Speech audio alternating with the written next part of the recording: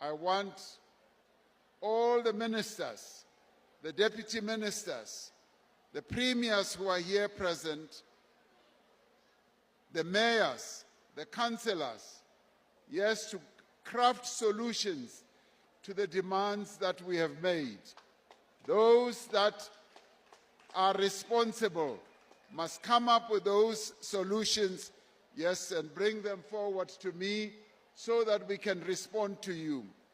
But I don't know whether we can respond to the demand that young men want enough money to take their girlfriends out to lunch or to dinner. That one I leave to you. However, we must be honest about the challenges before us. More than 4.7 million young people are unemployed in our country. We are not alone as South Africa carrying the burden of unemployment.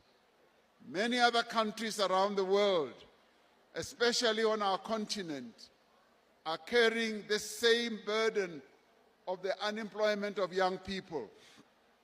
The youth unemployment rate stands at 46%, which is totally unacceptable.